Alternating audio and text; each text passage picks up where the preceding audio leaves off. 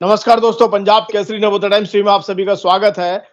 Hypertension यानी तनाव, stress, first stage, second stage और उसके बाद आखिर क्या-क्या समस्याएं। इसलिए सबसे पहले तो ये कहूंगा कि मुस्कुराते रहिए, हंसते रहिए और तनाव को ठोकर मारते रहिए। लेकिन उससे पहले डॉक्टर्स की जरूरत पड़ सकती है। डॉक्टर की जरूरत पड़ेगी क्योंकि अगर तनाव आ गया है तब भी और ना आए, ये हिदायत कौन दे सकता है? डॉक्टर दे सकते हैं। तो हमारे साथ मौजूद है एक मशहूर doctor A K. Gupta. Doctor A K. Gupta, आपका स्वागत है। नमस्कार। नमस्कार।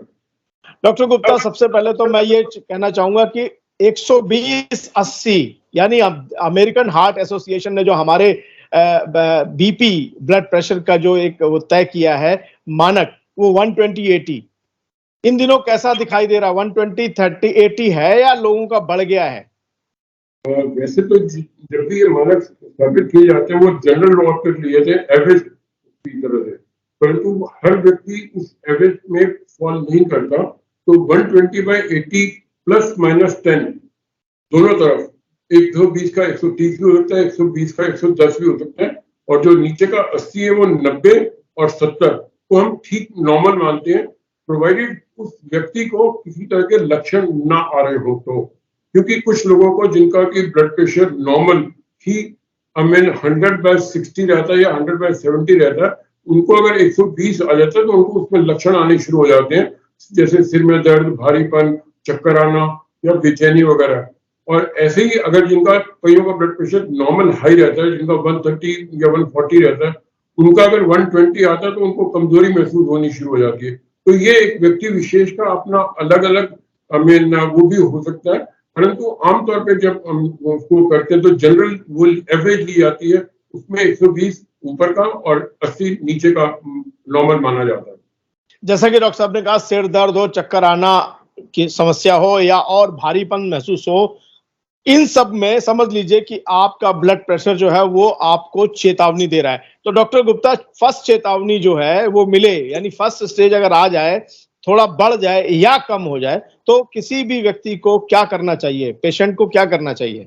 अगर कभी भी इस तरह के आदमी को लक्षण दिखते हैं जो कि अनयूजुअल, उसके रूटीन से हटकर आ रहे हैं, जैसे अचानक सिर में दर्द हो जाना बिना वजह के, और या उसमें चक्कर आना जो कि उसको रीजन समझ में नहीं आ रहा, और परंतु उसके साथ घबराहट होना या बेचैनी होना, ये लक्षण हो सकते हैं उसके ब्लड प्रेशर के। तो ऐसे समय में उनको सबसे पहले अपने निकटतम चिकित्सक के पास जाके अपना ब्लड प्रेशर चेक जरूर करवा लेना चाहिए। अगर चेक करवाने के बाद अगर आपको पता लगता है कि वो ज्यादा है या कुछ है, तो उसके अनुसार जो चिकित्सक आपको अपनी राय देगा या दवाई देगा या आराम के लिए कहेगा, तो उसके इंस्ट्रक्शन को मान के और वो लगे। और अगर आपको ये फ्रीक्वेंटली हो रहा है, कभी एक आध बार तो किसी को भी हो सकता है कि जैसे कभी स्ट्रेस ज्यादा रहा या रात को नींद पूरी नहीं हुई, तो सुबह इस तरह के लक्षण हो सकते हैं। परंतु अगर जब भी आप अपना ब्लड प्रेशर चेक कराते हैं और अगर आपकी 3 से 4 रीडिंग्स ज्यादा आती हैं, जो कि 120/80 के अलावा 140 प्लस 90 या और उसके साथ आपको थोड़े लक्षण हैं, तब आपको इसको नजरअंदाज नहीं करना चाहिए। फिर आप ये मान लीजिए कि आप इस रोग से करीब करीब ग्रसित होने जा रहे हैं या हो चुके हैं। और मैं यहाँ पे आपको ये बताना चाहूंगा, क्योंकि हम जैसे वर्ल्ड हाइपरटेंशन डे भी है, उसमें कि लोगों की अवेयरनेस ब्लड प्रेशर के बारे में होना बहुत ज्यादा जरूरी है। और ब्लड प्रेशर को एक बीमारी, एक्चुअली बीमारी में बीमारी नहीं है, ये एक अपने आप में एक बीमारी का लक्षण है, जो कि अंडरलाइन बीमारियां और हो सकती है, जैसे कि हार्ट की प्रॉब्लम हो सकती है, ब्लड की प्रॉब्लम हो सकती है, स्ट्रेस की प्रॉब्लम हो सकती है। तो वो एक उसका एक लक्षण के रूप में आता है, और जो साइलेंटली उसको तंग करता है, जिसको कि इसीलिए हम इसको हाइपरटेंशन को या हाई ब्लड प्रेशर को एक साइलेंट किलर के नाम से भी जानते हैं। या यूं कह सकते हैं कि बीमारी का गेटवे ऑफ इंडिया है, बीमारियों का गेट है, और अगर ये गेट खुल गया तो कई बीमारियां हो सकती हैं। मेरा अगला सवाल यही है कि ये जो जांच है बीपी चेक करने की जो है, क्या इसका भी कुछ है कि इतने दिनों में करवाते ही रहना चाहिए? मैंने सुना है कि 30 से 40 साल वालों को 2 बार करा लेना चाहिए, 40 से ऊपर वालों को भी 3-4 बार करा लेना चाहिए, 50 से ऊपर वालों को हर हफ्ते में 5 बार कराना चाहिए। देखिए, इसका कोई ऐसा कोई हार्ड एंड फास्ट रूल नहीं है। जो व्यक्ति अपने आप में स्वस्थ है, वो 70 साल में भी बिल्कुल अच्छा खासा स्वस्थ है, तो उसको ब्लड प्रेशर चेक करने की जब भी कराओ उसका नॉर्मल आता है, तो ऐसा कराने की जरूरत नहीं है।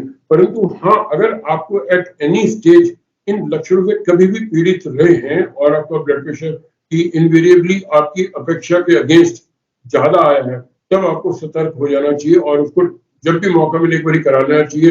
परंतु कुछ लोगों के साथ यहाँ पे ये भी, उनको वैसे ठीक ठाक होते हैं, पर जब जैसे ही उनका ब्लड प्रेशर चेक करने लगो तो उनको कोई बेचैनी या घबराहट होती है और उनका ब्लड प्रेशर बढ़ जाता है। वो टेम्परेरी फेज होता है। तो ऐसे टाइम पे आजकल तो लोगों ने सबने अपने घरों में मशीन रखी हुई है, तो वहां पे भी एक बहुत मेन अहम बात मैं बताना चाहता हूँ कि जो इलेक्ट्रॉनिक इंस्ट्रूमेंट्स होते हैं ब्लड प्रेशर के घरों में रखे हुए, वो बहुत सेंसिटिव होते हैं। तो उसमें अगर आपने जो लेने का तरीका प्रॉपर ढंग से नहीं लिया तो वो रीडिंग आपकी वेरी कर सकती है, जो कि नॉर्मल ना हो। तो इसके लिए सबसे अच्छा जो तरीका मैं अपने मरीजों को भी बताता हूँ और आपके माध्यम से यहाँ पे लोगों को बताना चाहता हूँ कि जो इलेक्ट्रॉनिक मीडियम की जो मशीन होती हैं, उसकी पहली रीडिंग को अब पूरा ना माने, उसके लिए 3 रीडिंग्स लें और तीनों रीडिंग का एक एवरेज निकालें, तब शायद आपको वो, क्योंकि कई बार क्या होता है कि पहली रीडिंग आती है, उसमें जैसे ही आपको हाई दिखी तो साइकोलॉजिकली आपका और बढ़ गया। हाँ, और बढ़ गया। तो फिर आप सेकंड रीडिंग लें, फिर थर्ड रीडिंग लें और 3 रीडिंग के बाद उसकी जो एवरेज है वो निकाल लीजिए। और बेहतर ये होगा कि उस टाइम पे आप जो नॉर्मली क्या करते हैं कि आपने हाथ ऐसे रखा हुआ है और यहाँ पे ब्लड प्रेशर चेक कर रहे हैं, तो इसका ये सही तरीका नहीं। इसको ब्लड प्रेशर को मापने का तरीका भी एक सही है कि आपकी जो बाजू है आम प्रॉपर जगह पे रेस्ट कर रही होनी चाहिए और स्थिर होनी चाहिए।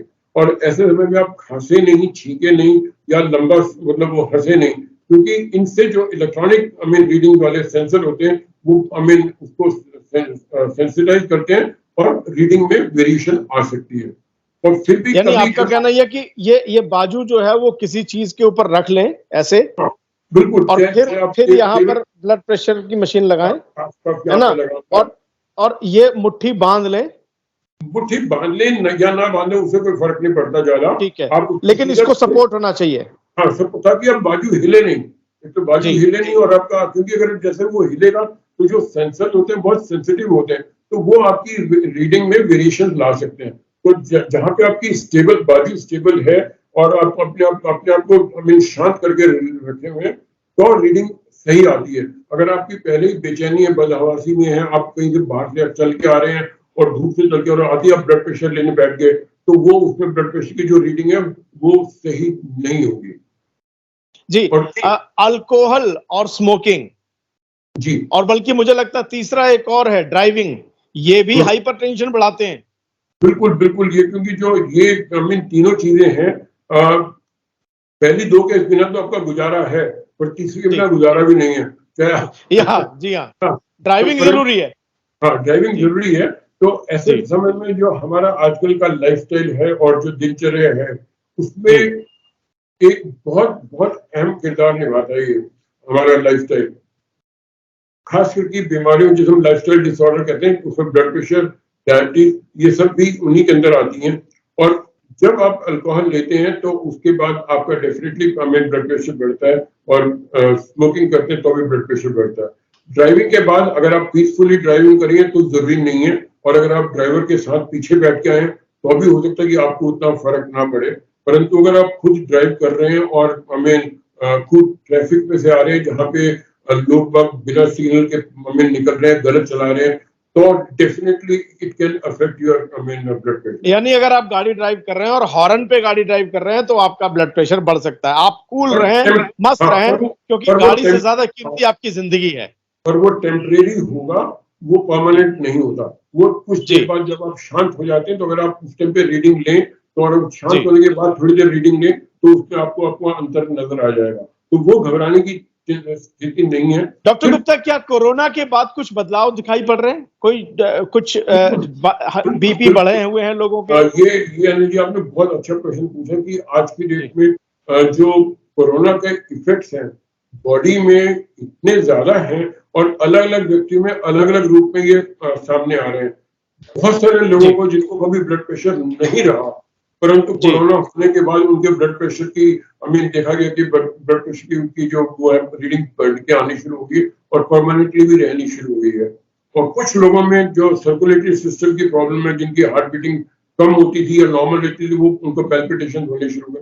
तो ये कोरोना के जो पोस्ट कोरोना इफेक्ट हैं, उसमें ब्लड प्रेशर का वेरिएशन भी एक कॉन्स्टिट्यूएंट है जो कि देखने में आ रहा है। उसके अलावा और भी है लोगों में कोरोना के साथ जो इफेक्ट है, ब्रीदिंग की प्रॉब्लम है, गैस्ट्रिक प्रॉब्लम है, साइकोलॉजिकल प्रॉब्लम है और मस्कुलोस्केलेटल प्रॉब्लम है। चेस्ट कंजेशन भी है उसमें?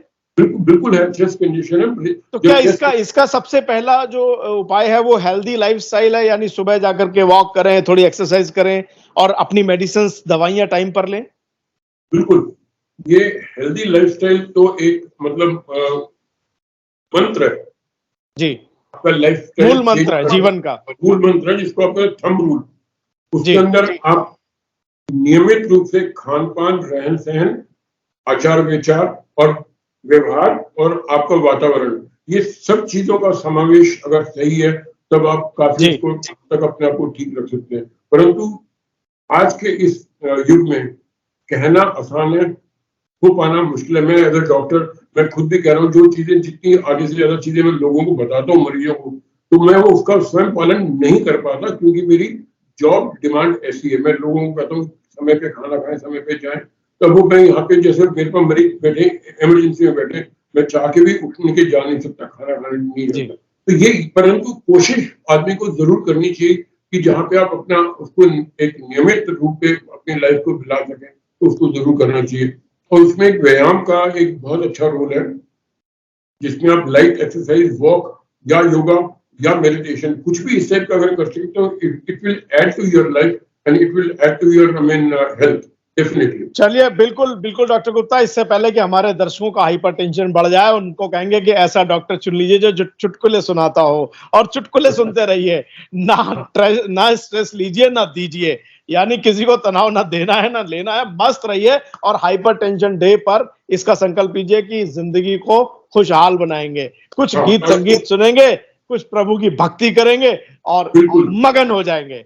चलिए, आप हमारे साथ जुड़े, आपका बहुत बहुत धन्यवाद। इसके साथ और भी बताना चाहूंगा कि कुछ लोगों में भ्रांतियां हैं ब्लड प्रेशर के बारे में, उनको भी जानना जरूरी है कि जिसको गुस्सा आता है, अगर आदमी को गुस्सा आता है, उनको कहते हैं ब्लड प्रेशर बढ़ गया, तो ये एक कोई उसका डायरेक्ट इंडिकेटर नहीं है इस बात को। यार खासतौर पर ये हस्बैंड वाइफ के बीच में देखा जाए, इनको बड़ा गुस्सा आ रही है, इनको ब्लड प्रेशर हमेशा बढ़ा रहता है और अब ब्लड प्रेशर नहीं होता है, तो ये एक भ्रांति है। परंतु हाँ, जिनको ब्लड प्रेशर की तकलीफ रहती है, उनके विचारों में या उनकी थोड़ी इरिटेबिलिटी आना स्वाभाविक हो सकती है। तो यानी अगर बीवी कुछ कहे और पति को गुस्सा आ जाए, तो ये जरूरी नहीं कि ब्लड प्रेशर बढ़ा हुआ है। और उसको चुटकुले की तरह मानकर आगे बढ़िए, क्योंकि जिंदगी की दोनों जो साथी हैं वो बहुत जरूरी है। डॉक्टर गुप्ता, आप हमारे साथ जुड़े, आपका बहुत बहुत धन्यवाद। Thank you. इसमें होम्योपैथी का भी बहुत अच्छा रोल है, जहाँ पे होम्योपैथी के जो मरीज हैं, कुछ लोगों को ये देखने में आया कि वो एलोपैथिक दवाइयां खाते आ रहे हैं और उनका दवाई लेने के बावजूद भी ब्लड प्रेशर ठीक नहीं रहता। तो ऐसे समय में जब वो मरीज हमारे पास होम्योपैथी के पास आते हैं, तब हम उनका इलाज ब्लड प्रेशर के लिए नहीं, उन व्यक्ति विशेष के लिए करते हैं। तो जिसमें इंडिविजुअलाइजेशन पेशेंट का होता है, तो उसकी जो बॉडी की सेल्फ डिफेंसिव मैकेनिज्म है वो अच्छा इंप्रूव होता है और उनको बाद में वही दवाइयां सूट करनी शुरू हो जाती हैं जो कि पहले असर नहीं कर रही थी। तो यहाँ पे बिल्कुल होम्योपैथी में, जी बिल्कुल, जैसा कि मैं जानता हूं, होम्योपैथी में हम व्यक्ति का इलाज करते हैं, उस बीमारी का नहीं, जिससे क्या होता है वो पूरी तरीके से ठीक हो जाते हैं। थैंक यू डॉक्टर गुप्ता, आप हमारे साथ जुड़े, आपका बहुत बहुत धन्यवाद। थैंक यू, नमस्कार। नमस्कार।